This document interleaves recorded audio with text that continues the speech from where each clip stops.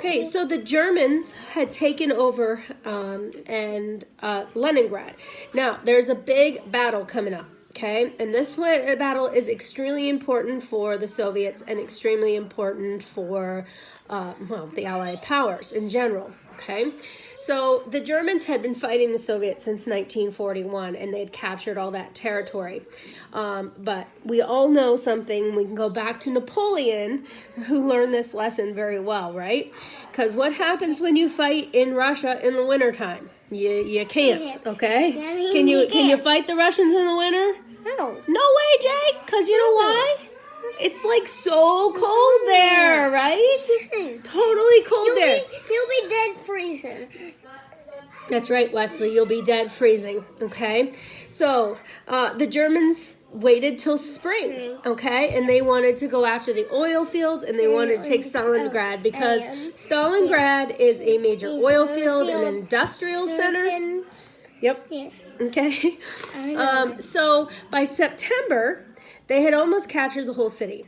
However, since Russia gets cold very quickly, September was a bad month, and they hadn't captured it enough. And so here comes the whole winter rolling in. Now, the Soviets can handle the winter a whole lot better than the Germans can. And here, I know we've talked about this in several films and several things before, but we said one of the major problems was that Hitler was kind of losing it, all right? And he had put so much priority on deporting the Jews to Auschwitz that he neglected to send food and supplies to the Soviets to the German soldiers in the East, and so they were left without because he was deporting Jews. So they went without, and he may have been able to control Stalingrad had he made a different decision. But by this time in the war, he had Alzheimer's, but the shaking disease, okay, and he was really strung out on opioids and different drugs because he was sick. And so he was making bad decisions, and this was one of his major bad decisions. So this is in September, and all of a sudden winter rolls in, and it basically traps the Germans there in the city. They get their food and their supplies cut off, and the Soviets are able to hold the Germans out of Stalingrad. Okay, now this is a major turning point for the Allied powers and the Soviets because it is this point that we start to take things back from the Germans. Okay, that's called a turning point. I know. Turning point. Mm-hmm. We're talking about this a lot. A lot. Do you talk about this in kindergarten? Yeah. Yeah, totally. The Soviets lost over 1 million soldiers, and that's more than all the Americans lost in all of World War II. Okay, so the Soviets took a huge loss, but they were able to hold them off, and that was extremely important. Okay, on the next slide, you're going to see some pictures of the Battle of Stalingrad.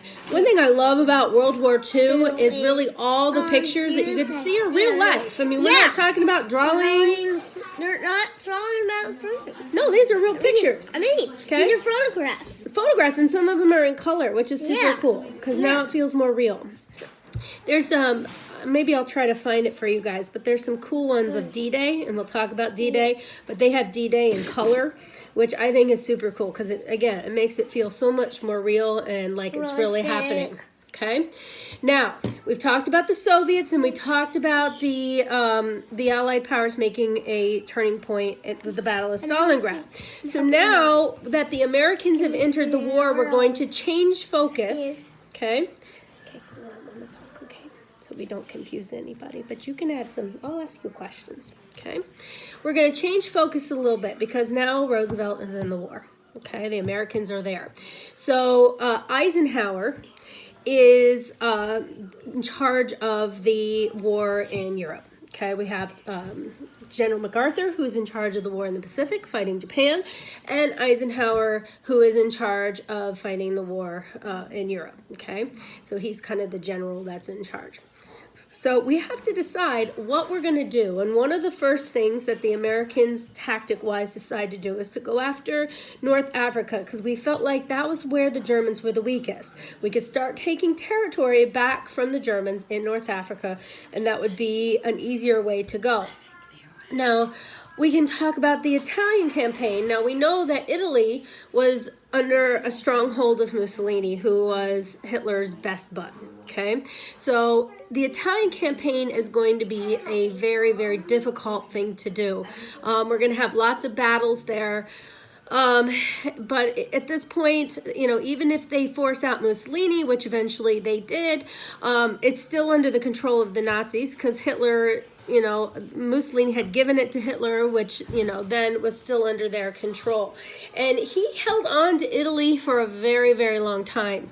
One of the first battles that we won in Italy was the Battle of Anzio. It lasted for 4 months. It was very brutal. 25,000 allies died, about 30,000 Axis power. So it was a big battle. Now, we actually do not end up taking the entire country of Italy back until the end of the war in 1945. But the Battle of Anzio was a turning point for the Allies, because we were able to do that. Now we're going to kind of, you know, the North African campaign. I think I skipped that slide, and I'm very sorry, so I'll go back and talk about that. But again, North Africa was one we felt like we could win. By May of 1943, the German troops had surrendered, and we had taken back North Africa. Okay, so that was an important campaign as well. So what we're strategically doing is taking areas back little by little by little by little, okay, which is really important. But we have main part of Europe to take back. Now, the key to that is to get into France. And France was deep under occupied Nazi territory. Okay, so France was way taken over by this point. We need to get in through France in order to take back all that territory that Germany held. Or in order to get into Germany, we have to get in through France. We know that's kind of a gateway. Belgium, all those countries had been taken over. So that's really important that we get in there. So we organize what is known as the largest land-to-sea operation in military history. Okay, we get together with nearly 3 million Allied troops. Okay, this is from every Allied country that we have. Canada, everybody that we don't even talk about as being part of the Allies is now getting together to take back this. And this is called D-Day. Okay, it is also known as Operation Overload, okay, or Overlord. I always say that wrong. Operation Overlord, and again, the largest land-to-sea operation in military history.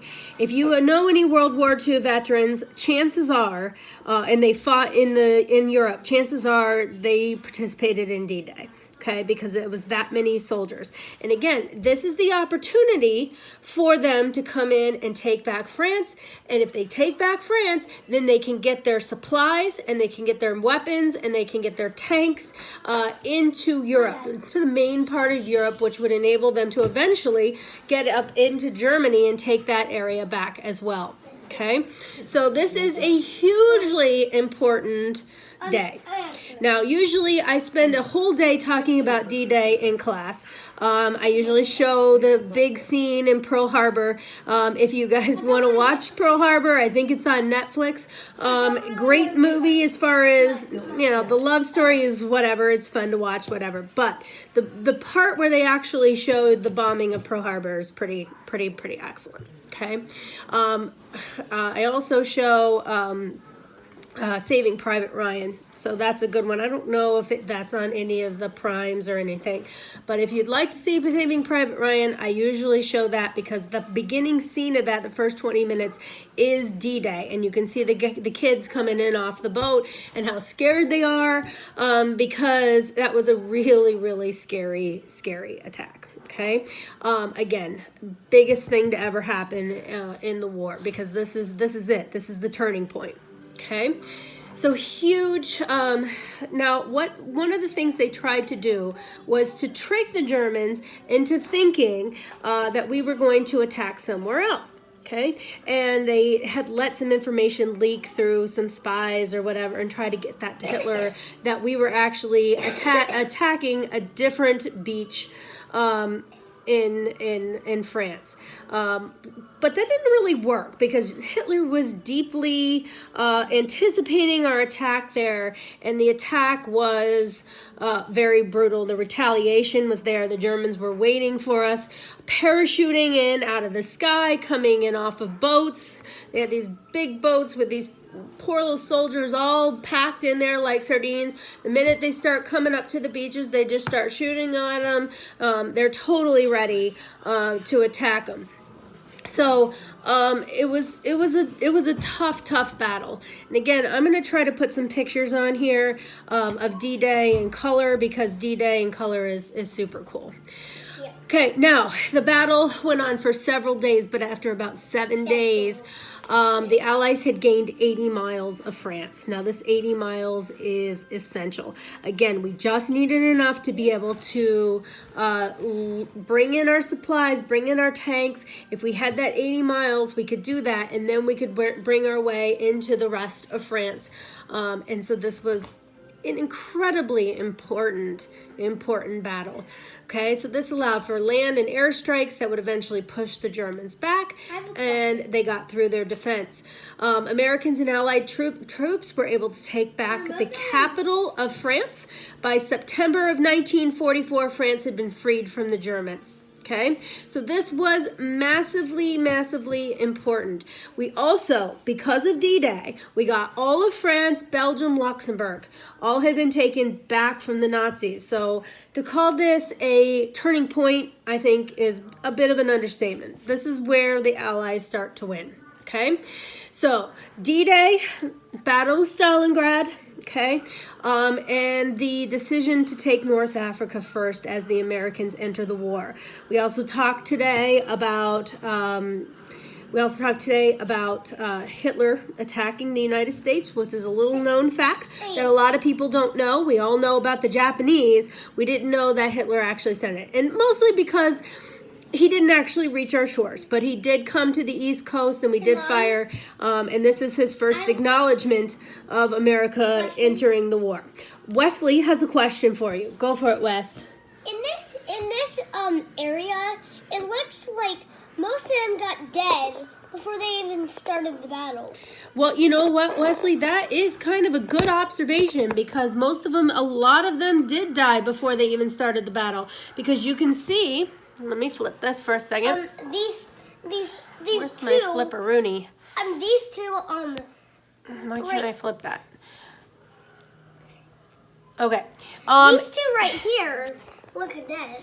Yeah, because if they are dead, because if you look at that, okay, you can see that they were ready for him. As soon as they got off that boat, they were ready to shoot at him and to go after him pretty hard. Okay. But someone shot him right before they even started. Right before they even started. Can you imagine doing that, Wes? Nope. No, you think that would be super scary? Yeah. Yeah, I think that would be super scary too. I mean, dying though? Dying. I mean, this is worse than the coronavirus, kid. These kids really had. These kids are professionals. Well, They are. Here's the thing, they really weren't. They were just little kids, okay? They were 19 years old, 18 years old, and not very much older than you, really. Nope. Nope, not really. And they were asked to give their lives. Do you think you would do that someday? Maybe not, maybe he will. Well, you know what? That's how important freedom is. All right, kids. I miss you. All right. Have a good day. I will be posting a worksheet with us. Okay, so look for that, and that will be assignment number 1. I hope you are enjoying your quarantine and stay safe.